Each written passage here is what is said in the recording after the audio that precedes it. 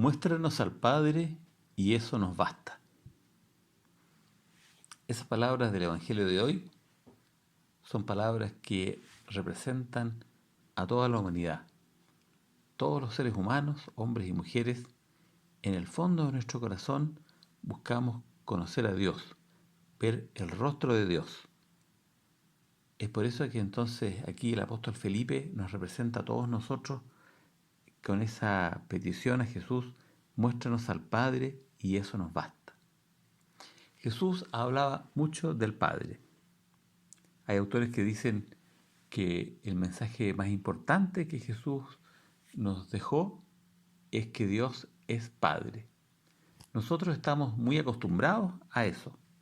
Siempre rezamos el Padre Nuestro, hacemos la señal de la cruz en el nombre del Padre y del Hijo y del Espíritu Santo. Estamos acostumbrados a eso.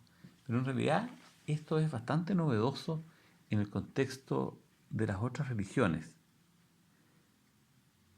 Los autores que durante el siglo XIX y comienzo del siglo XX estudiaron a los pueblos primitivos y sus religiones, se dieron cuenta que uno de los sentimientos más naturales del hombre hacia la divinidad era, me llamó mucho la atención cuando lo leí, era el temor. Incluso a veces dicen el terror. ¿Y por qué?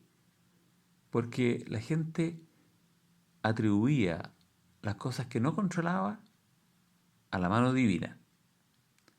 Por ejemplo, la enfermedad, la muerte, los desastres naturales, como pueden ser una gran tormenta, la erupción de un volcán, un maremoto, un terremoto. Bueno, ¿por qué está ocurriendo esto?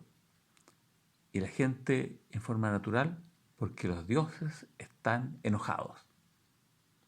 Bien, en ese contexto en que muchas personas, muchos pueblos creían eso, Jesús viene con un mensaje radicalmente distinto. Jesús es el Padre. Jesús es Padre. E incluso él usa la palabra Abba, que significa, como nosotros decimos en castellano, papá. La palabra coloquial con que uno se refiere a su papá, con la cual uno trata al papá. Yo a mi padre lo trataba como papá. Hola papá, decía yo. Bien.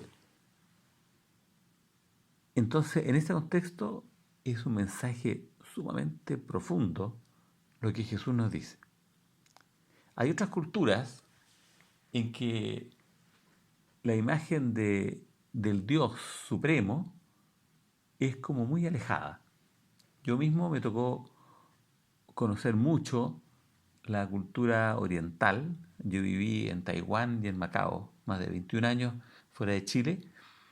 Y en Taiwán, que hay una religiosidad muy desarrollada, la religiosidad popular china, la gente tiene templos dedicados a unos dioses que son bastante chicos, que se podría decir.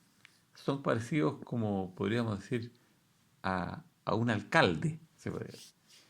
En cambio, el Dios Supremo, en el cual ellos creen, le llaman en chino Yu Huang Tati, el gran emperador del cielo, un emperador de jade, jade que es una piedra preciosa muy, muy cotizada en China. Entonces, a este ser supremo, curiosamente, nadie le reza. ¿Y por qué? Él no se puede preocupar de nosotros, dicen. Está demasiado lejos. Entonces, ¿por qué? Porque la gente piensa como que los dioses son como los seres humanos. Entonces, tal como el emperador en Beijing no se preocupa de los problemas que tenga un campesino en la isla de Taiwán, o en la provincia de Guangzhou, o ahora en la ciudad de Hubei, o de Wuhan, esas cosas al emperador no le preocupan, están muy lejos. Entonces la gente dice, bueno, si yo tengo un problema con mi vecino, de ver dónde está el borde del campo mío con el campo de él, no voy a ir donde el emperador en Beijing, sino que voy a ir donde el alcalde. Bueno, la gente dice, si yo tengo un problema, voy a ir donde un dios local, el Tuticón, y a Él le voy a rezar. En cambio, el Ser Supremo está demasiado lejos. Bueno, Jesús nos dice que Dios no solamente es un Padre, sino que es un Padre cariñoso y que nos conoce tan bien que sabe hasta cuántos pelos tenemos en la cabeza. ¿Ah?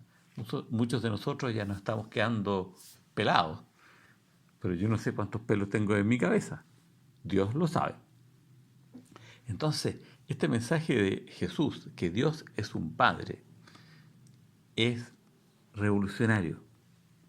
Y es por eso que Jesús hablaba mucho del Padre y eso motiva a los discípulos, como en este caso a Felipe, a decirle, Jesús, muéstranos al Padre. Y con eso estamos satisfechos. El segundo punto que quería compartir con ustedes es esta frase de Jesús que dice, voy a prepararles un lugar para que donde yo estoy estén también ustedes. Es una imagen súper linda. Se usa mucho este evangelio en los funerales. En este mundo nosotros vivimos como de paso. Muchos de nosotros hemos vivido lejos de la patria y uno lo pasa bien, es bonito, pero no hay nada como el hogar.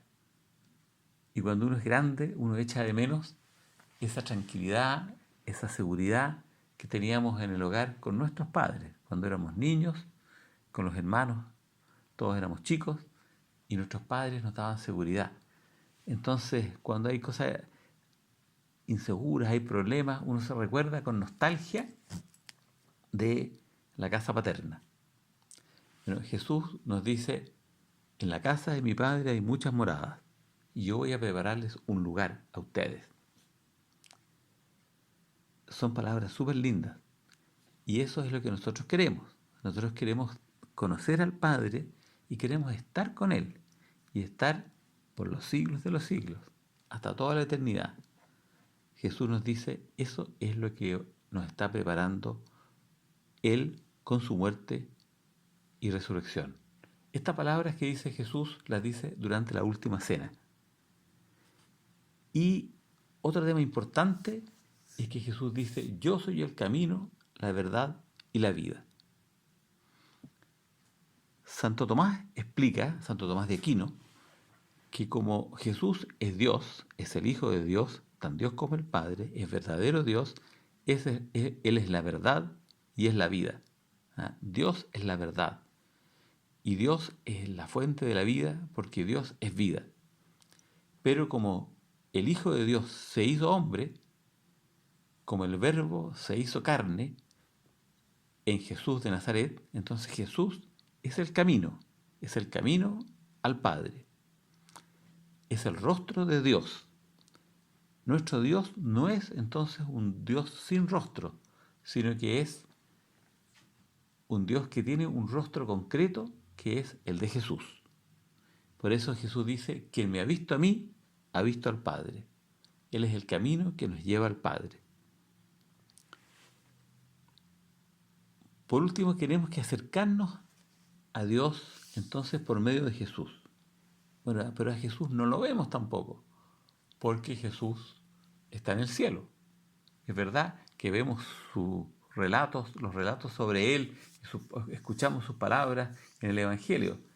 Es verdad que podemos recibir la comunión, tenerlo dentro de nuestro corazón, recibir su perdón en el sacramento de la reconciliación, pero a Él no lo vemos.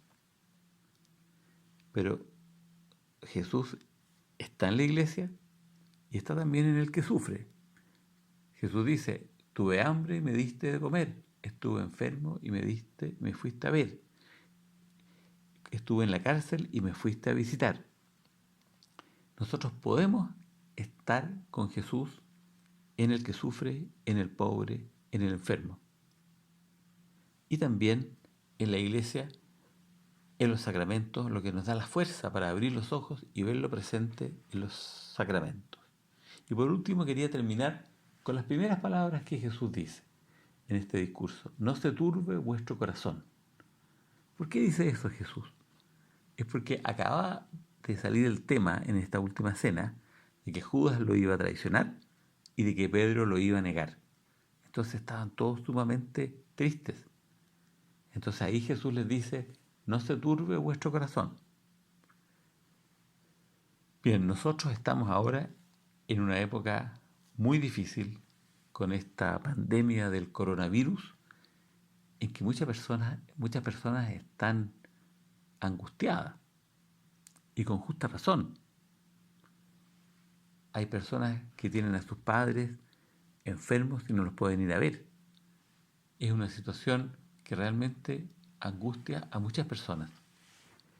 En este contexto Jesús nos dice, no se turbe vuestro corazón. Ustedes creen en Dios, crean también en mí. Creamos en Jesús, Él está con nuestros padres.